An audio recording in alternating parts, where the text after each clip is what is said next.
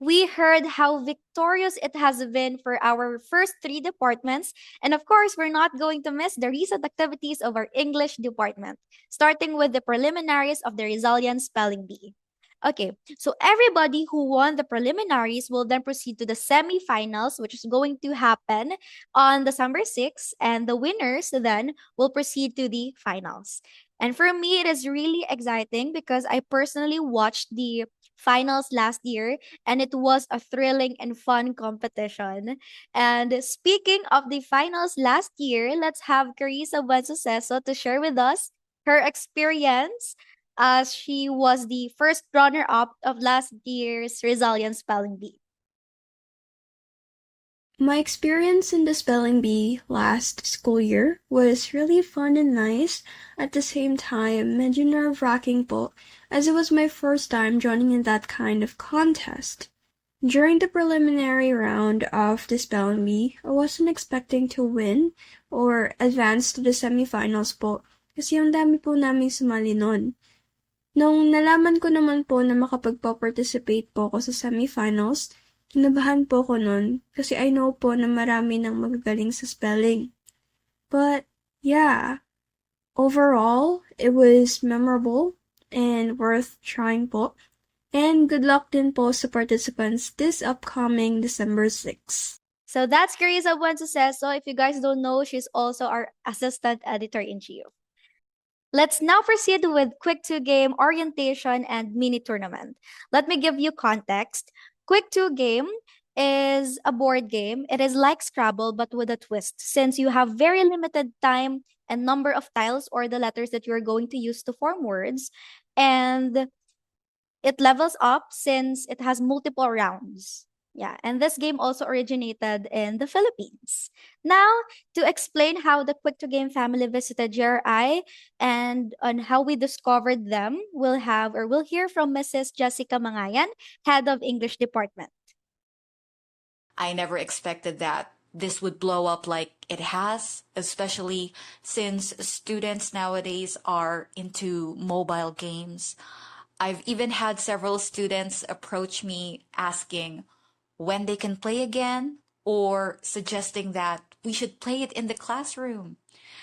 As a language teacher, it was a relief to hear that students are showing interest in this vocabulary game. We hope that through this, we can help improve students' vocabulary while also limiting the time they spend on gadgets.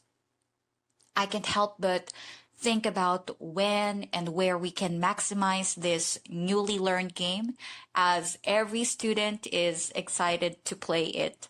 Together with the English department, we've decided to make it an official competition for the upcoming 86th founding anniversary. Indeed, this is an early announcement you will hear in this podcast. We will teach this game to all Rizalians so that everyone has an equal opportunity to play. Let me also just share some of the reactions of the students who participated in the Quick to Game mini tournament. So, one of the third placers from 12 STEM B said that the game was fun and it brought out her competitive side. She also added that she thinks the game enhances strategic thinking skills, problem solving skills, and her critical thinking. Her partner, which is her classmate, added as well that they had a good harmony working together. And she felt a bit pressured since, just like what I mentioned earlier, you have limited time and letters to use. But overall, she also had fun playing this game. Now, we're done with the preliminaries of Resilient Spelling Bee and the Quick to Game mini tournament. The last thing that I'm going to add is the table reading of our grade 11 students. So, this is like an annual tradition since every founding anniversary of Jera Orani, we always have this one act play of our grade 11 students. So, the play that they are going to work on for this year was actually the one they performed during the table read last November 8th. The script that they used was an adaptation titled Bittersweet Brewery, of our BPSU English majors from the original Russian play The Cherry Orchard by Anton Chekhov. And yeah, basically it's all about this lady gambler who faced multiple difficulties in life after being so addicted with gambling, which is really interesting. And we would like to watch and hear more from our grade 11 students soon, since this is one of the highlights of our founding anniversary. And just a reminder, let me just add that our English Olympics will now start or resume on December 4 to 6. And we will have interesting activities such as the puppetry, the semifinals, and the finals of the Rizalian Spelling Bee and debate.